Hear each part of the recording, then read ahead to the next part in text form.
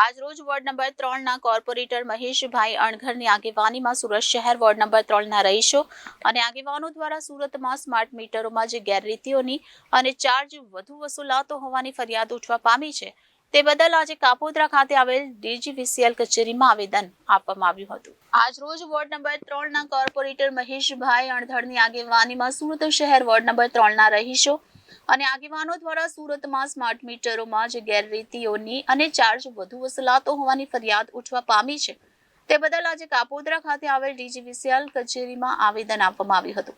વધુમાં આપ કોર્પોરેટર મહેશ અણઘરે જણાવ્યું હતું કે સરકાર દ્વારા નિમણૂક કરેલ પ્રાઇવેટ ઇજારદારના માણસો અનધિકૃત રીતે સોસાયટીમાં જઈને ગેરકાયદેસર રીતે સર્વે કરે છે તે કોઈ પણ સંજોગોમાં થવું ન જોઈએ। જૂના ડિજિટલ મીટરોને બદલે સ્માર્ટ મીટરો લગાડવાથી ચાર્જ વધુ વસૂલાતો હોવાથી હમણાંથી વારંવાર ફરિયાદ ઉઠવા પામી છે।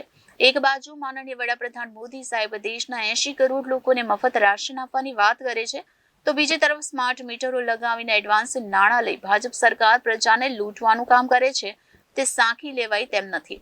રાષ્ટ્રહિતના નામે લોકોને ઉલ્લુ બનાવે તે કેટલુંક યોગ્ય છે।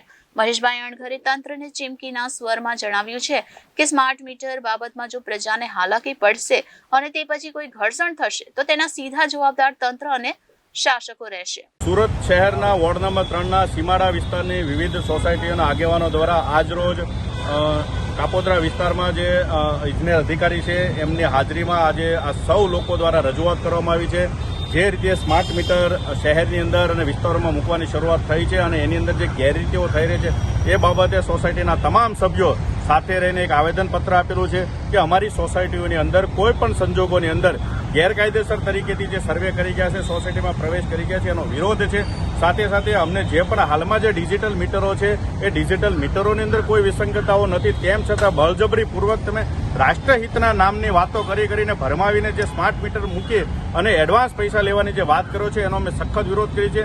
આ તમામ લોકોએ આવેદનની અંદર સાથે એ પણ કહ્યું છે કે અમારી સોસાયટીની અંદર કોઈ પણ સંજોગોમાં બળજબરીપૂર્વક અંદર પ્રવેશવું નહીં અને તેમ છતાં પણ જો અમારા મીટરોને કાઢવાની કોશિશ થશે અને એ દરમિયાન કોઈ પણ ઘર્ષણ થશે તો સંપૂર્ણ રીતે જીઈબી અને એનું તંત્ર જવાબદાર રહેશે, સરકાર પોતે જવાબદાર રહેશે, એ પ્રમાણેનું આવેદન આપ્યું છે।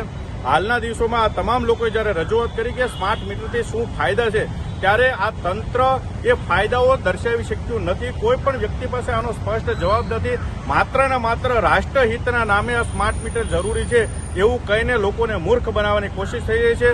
હું આ વિસ્તારના પ્રતિનિધિ તરીકે પણ સરકારને આ બાબતે સ્પષ્ટ સૂચનો કરું છું કે કોઈ પણ સંજોગોની અંદર આવી રીતે લૂંટ મચાવવાનો કોઈને અધિકાર નથી। જ્યારે આ દેશના વડાપ્રધાન પોતે એવું કહેતા હોય કે દેશના 80 કરોડ લોકોને હું અનાજ આપું છું ત્યારે એમનું પેટ ભરાતું હોય છે તો આવા લોકો પાસેથી એડવાન્સ વીજળીના નામે પૈસા લેવાનો વડાપ્રધાનને કોને હક આપ્યો છે?